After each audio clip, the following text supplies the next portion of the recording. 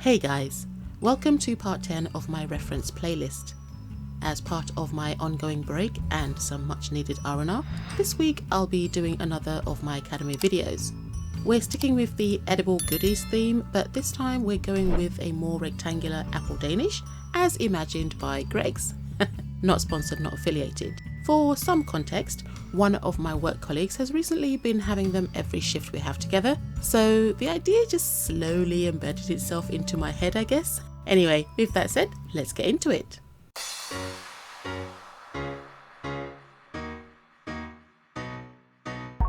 The materials you will need are some double knit acrylic yarn in taupe, some white with a chocolate brown as well.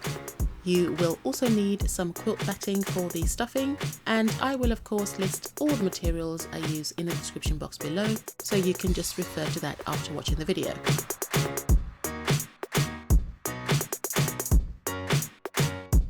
We begin with the pastry base. You can choose either to make it in the round or in rows. To make it in rows, you simply need to crochet double the length of the finished pastry, fold it in half and then sew the seams together. But for this example, I'm going to go with the crocheting in the round. To start off, you need to make a long square oval or squoval. I begin with a chain and crochet back down those stitches in the front and back to get an oval shape.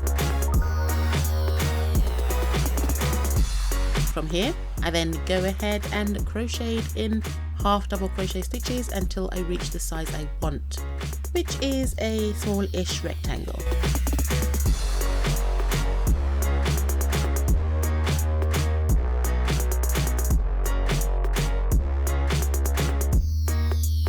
Once the pocket is the size that it needs to be, I lightly stuff it and then slip stitch along the opening to close the end. Set this aside for now, as it's time to move on to the next part.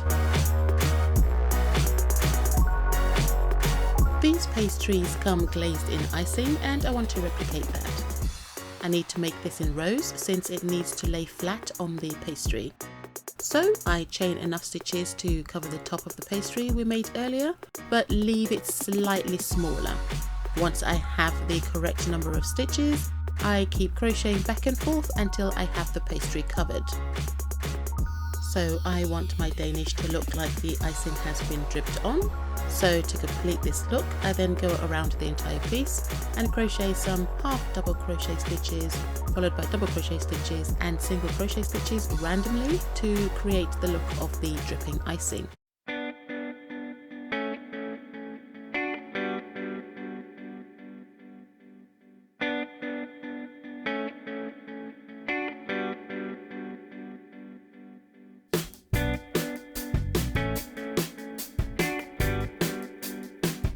Once that is done, I can sew the icing down onto the top of the pastry and it's nearly complete.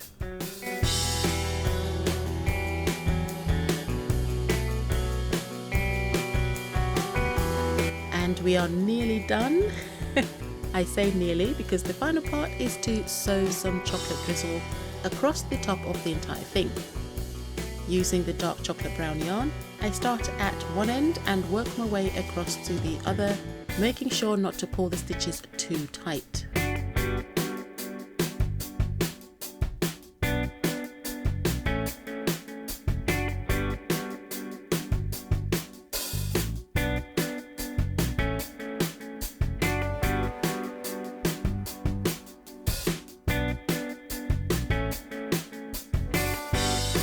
Okay, so with the previous project, this is going to be exactly the same. This next step is an option. We are perfectly good and done here with the chocolate swirl, but I just wanted it to have a bit of bling and a bit of shininess when you see it. Razzmatazz, I don't know, whatever you want to call it. So using some invisible thread and some seed beads, I'm just going to sew these down following the chocolate brown yarn line that I created in the last step.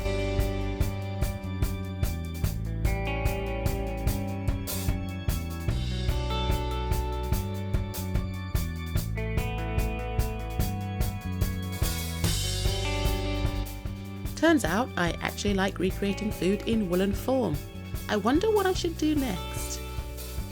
If you have any suggestions or anything you are absolutely burning to see, then leave a comment with your suggestions and I'll try my best to get it done.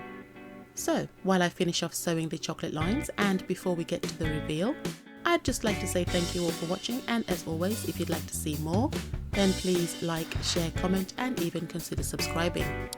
If you are feeling generous, then also please consider buying me a cup of coffee on Ko-fi. The link to my Ko-fi page will be included in the description box below, and any and all donations will be greatly appreciated. Also, don't forget to hit that bell button to be notified whenever I upload a new video. And with that, enjoy the beauty shots and I'll see you in the next one. Bye!